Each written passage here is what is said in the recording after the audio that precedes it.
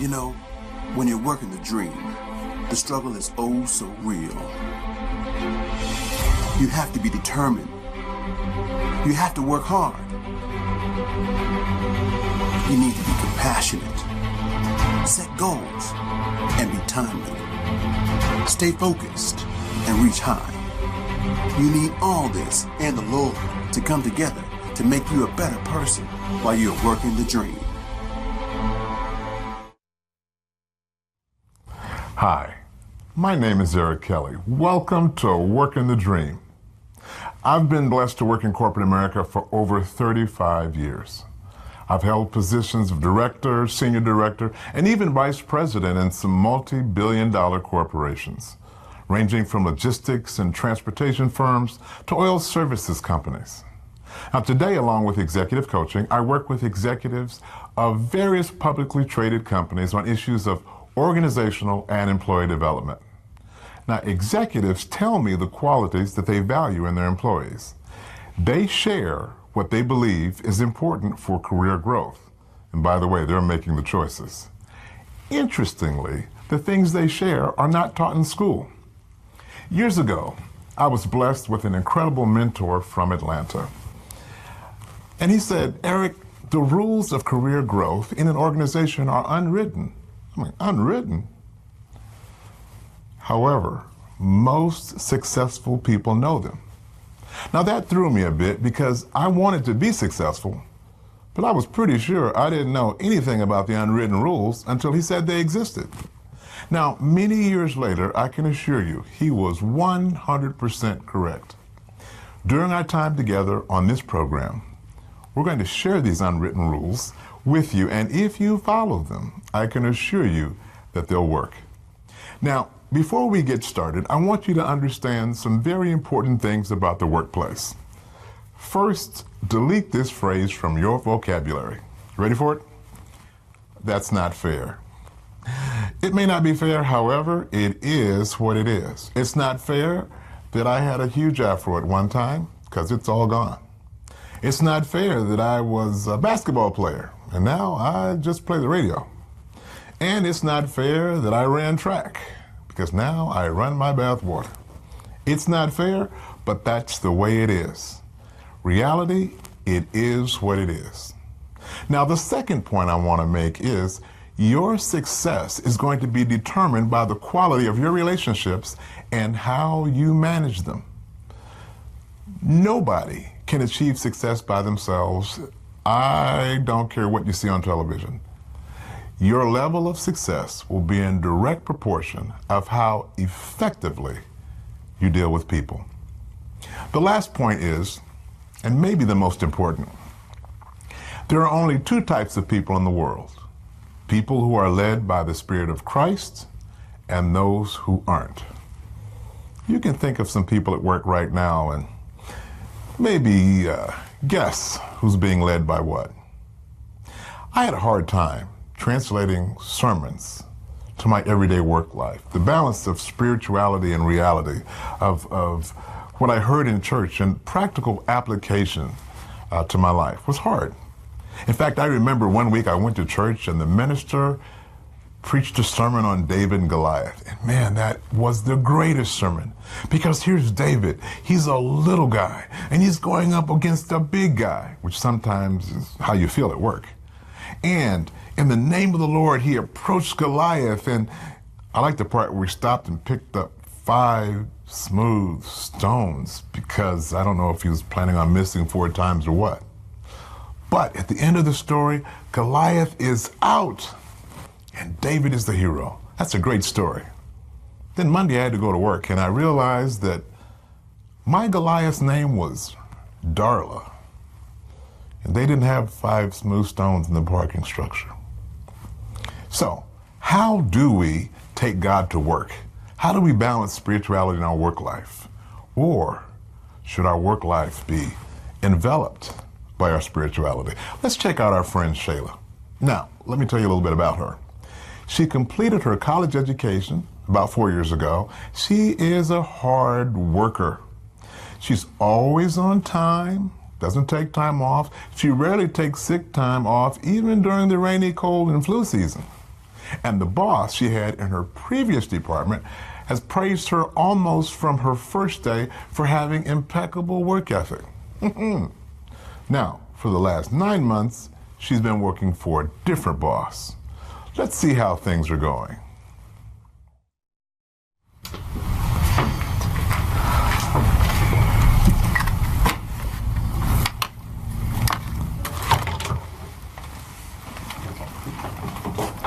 Good morning, Shayla.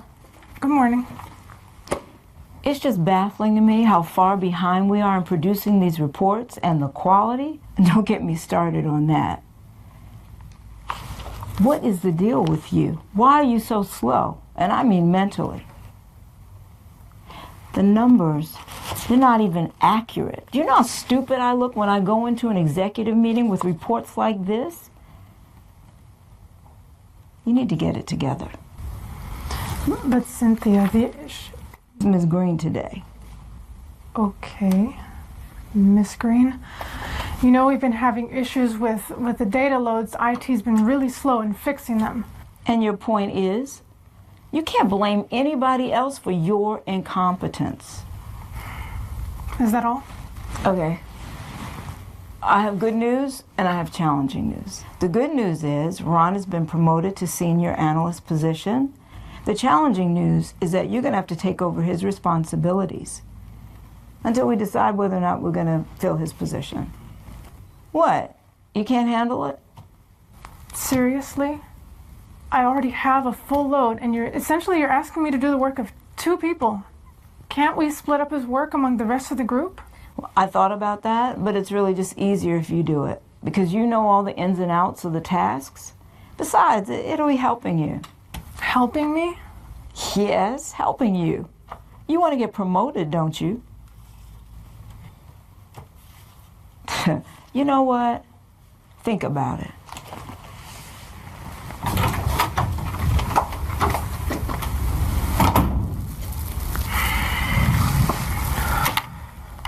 This is ridiculous. Hate this job.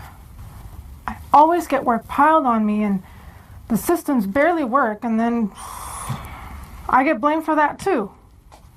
Oh, and that woman over there? Ron is getting promoted. So what? You know what? I can have this. I'm done.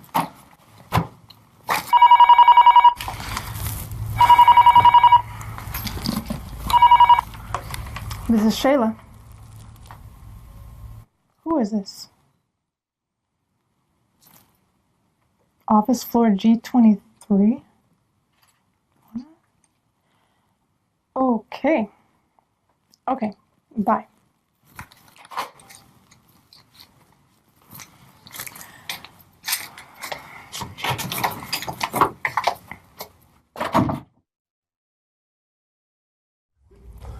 Wow.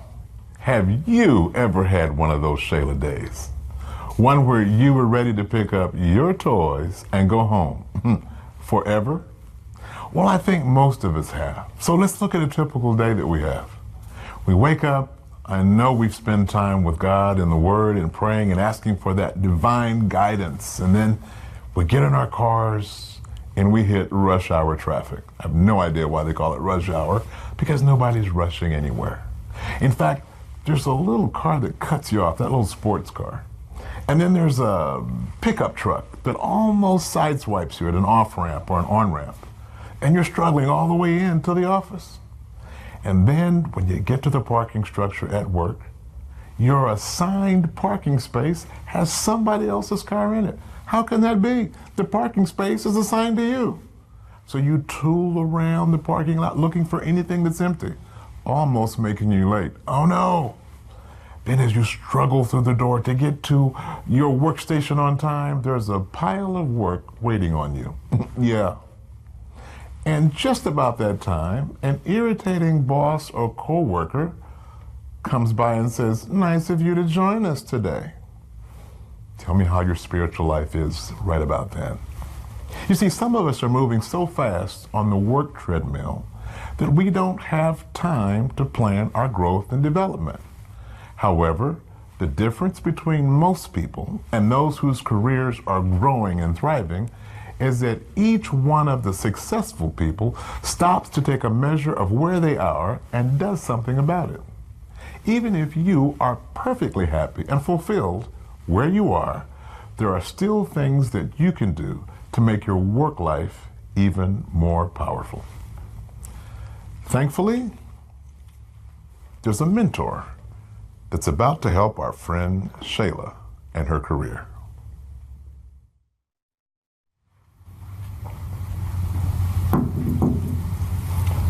Come in, Shayla.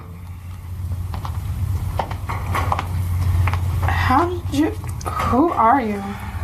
Well, I'm certainly not your fairy godfather, Cinderella. Okay, that's a bit corny. They call me the prophet. Been around a lot, seen a lot, done a lot, and I know a lot, so I can help you out. Have a seat.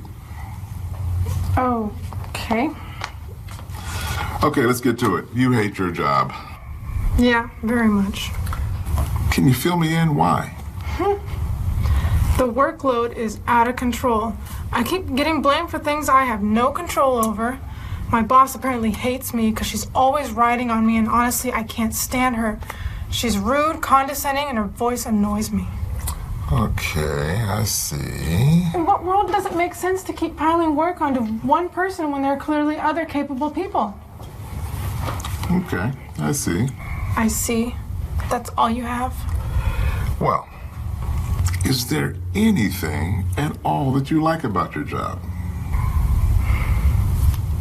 I don't know. It's close to my house. Close to your house. Okay, that's a start. Anything else? Nothing. Nothing? Do you get a paycheck every 2 weeks? Yes.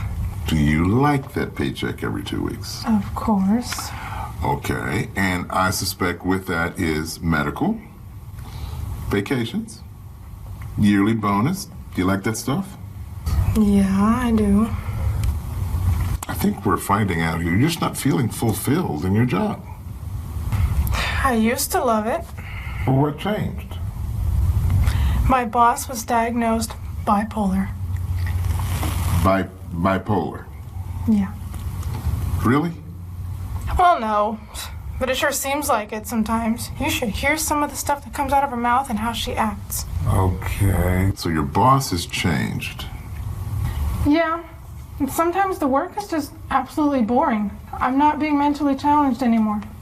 Ah, now we're getting to the meat of the matter. So your boss may not have changed that much, your job may not have changed, but you've changed.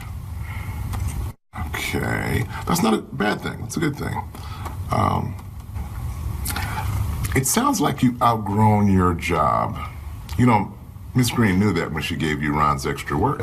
Wait, how'd you know it was Ron's work? They call me the prophet. I know a lot. We need to look at your skills. We need to look at what you do best and where you can use it best, whether it's inside the company in positions that are available there or in another position outside of the company. Does that make sense? Yeah. Okay, here's what I want to ask you to do. Make a list of all of your skills, all the things you do best, and then look at all of the needs for your company and see if any of those skills match up with company needs. Logical so far? Yeah, so far so good. Okay. The last thing I want you to do is make a list of opportunities that are right there in those positions. Like what? Training opportunities, special committees where you get a chance to work with folks from other departments, special projects, high visibility. People at the top look at those things. And really what we want to do is find out who you are professionally. I think from there we're going to be able to build a program that gets you where you want to go and definitely makes you feel better about going to work every day. Is that a process you think you can buy into? Yeah, sounds good. All right, well, get started on that and we'll chat later. Okay, All right, all the best. thanks. That still doesn't help me with the ridiculous workload. Workload. Would it hurt you to handle the workload for 30 days and Kind of prove what you can do. All right, I'll give it a try. Okay. Take care. Just curious. Does anybody else know about you that you have an office down here? Payroll. Goodbye.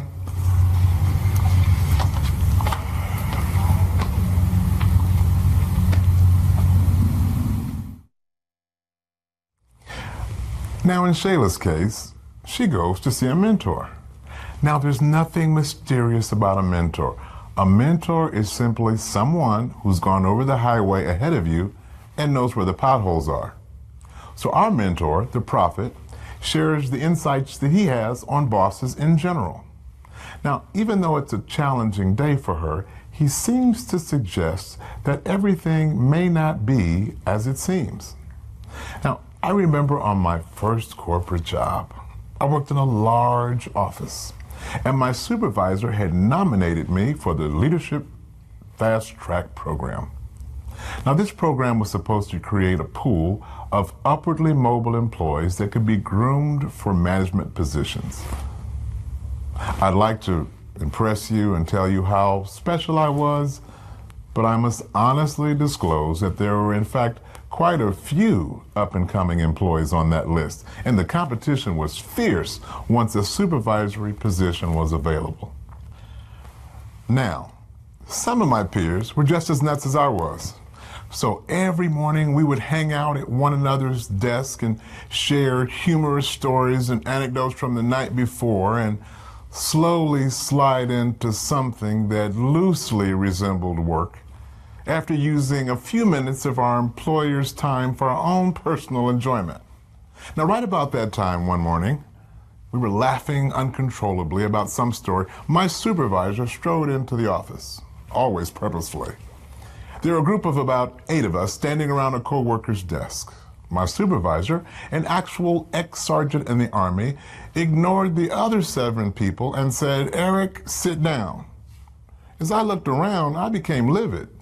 I immediately wanted to know why my supervisor singled me out from the rest of my peers. Seething with anger, I sat down.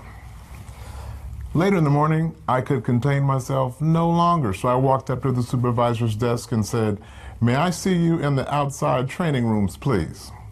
She looked up and said, "Sure," and followed me down the hall to one of the training rooms. As soon as the door closed, I unloaded. "What was that you did to me earlier today? That was totally unfair. I'm standing with a group of people and you single me out to embarrass me and make me look small in front of everybody." My supervisor simply stood there with a rather bemused look on her face.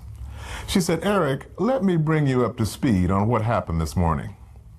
When I was walking into the room, Mr. Perry, our division manager, was 4 or 5 steps behind me. I didn't have time to tell you about how you were viewed as capable, but a jokester who may not really be serious about advancement. Now, since this criticism can slow and even end your career, in a place here where everybody's so competitive, I only had enough time to give you the Cliff Notes version. Eric, sit down. Luckily, you sat down with an attitude, but you sat down. When Mr. Perry walked in the office, he saw other people talking and laughing, but you had your head down working at your desk. Anything else?" No, ma'am," I replied sheepishly. She turned and marched purposefully out of the office, much like I believe she had done during her entire service in the military. Funny, she had a sly smile on her face all day long. As humans living in a negative world, we often see the down before we see the up. I have learned that not everything is what it seems. The option I have, trust the hand of God. God's ultimate goal is to elevate you to a place where all can see his hand on you. Now, he cannot elevate you if you're going to floss and show off and be prideful. Let me give you an example. I have 2 children. I give one of them an ice cream cone. They are enjoying the ice cream. It is tasty. It's a warm day. It's a beautiful thing. As a parent, I am happy to give that child some ice cream. However, my second child walks up, and my first child looks at my second child and says, I have some ice cream, you don't have any, and begins to taunt the second child. Immediately as a parent, you know what I would do? And probably many of you parents that are watching this, you're going to take the ice cream away from the child that had it. Because there's no way you're going to give a gift to one of your children so they can taunt the rest of your children. There's no way that God is going to bless you so that you can look at any of the other of his kids as less than and not being as important and as valued as you are. He knows things about your situation that only he can know because he hears every meeting discussion. Now, if there's a meeting in another room that you're not there, God hears it. If they're discussing your career in a management meeting, God hears it. Whatever is going on that's going to affect your work life, God already knows it. He knows them and he knows you. Trust him to keep you even when things look bleak.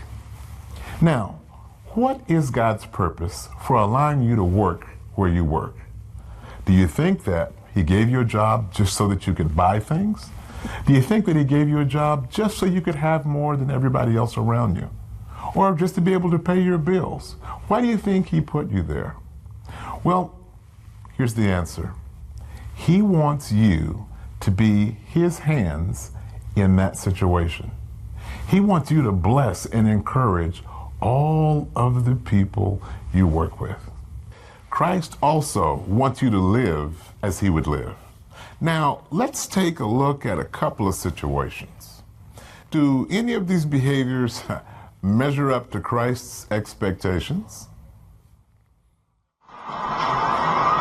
We're at work in the printer. We have to wait for it a little bit. Not up to standard. It's a toner problem. Let's fix it.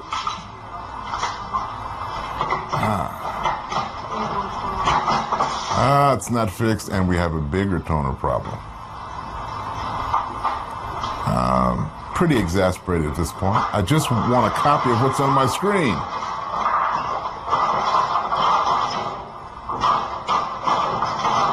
Wow. I'm not sure at this moment this is exactly what Jesus would do.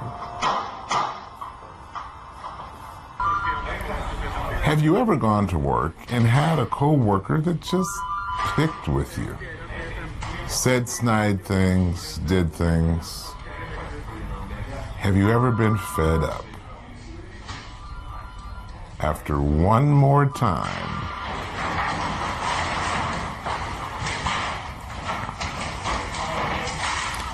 I'm sure there's a better way of impressing the gospel. Have you ever worked on a program that just didn't work?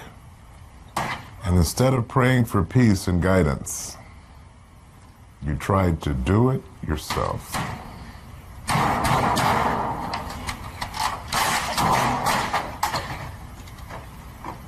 God wants you to be elevated to the highest position that he can trust you with.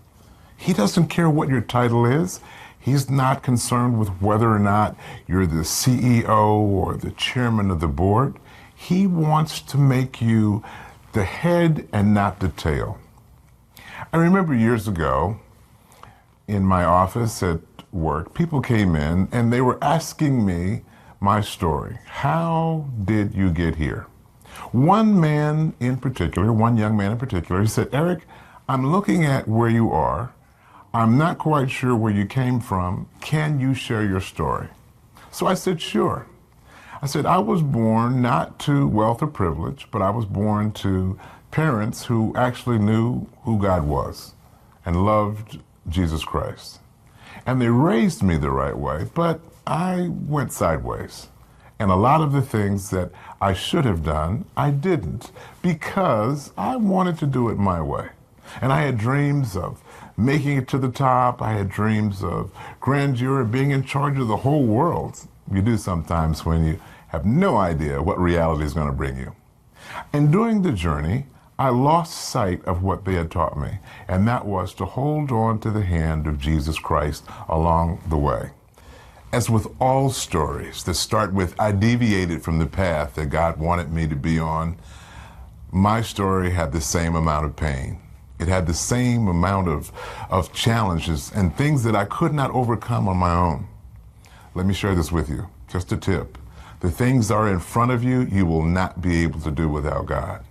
So as I thought of all the things God had brought me through, the amazing challenges, the problems that were overcome, and it definitely was not me, it was by His power. In fact, at that moment, as I looked at this young man that was asking me, how did you get here? I thought, I wonder what he's going through. I wonder what things he's experiencing.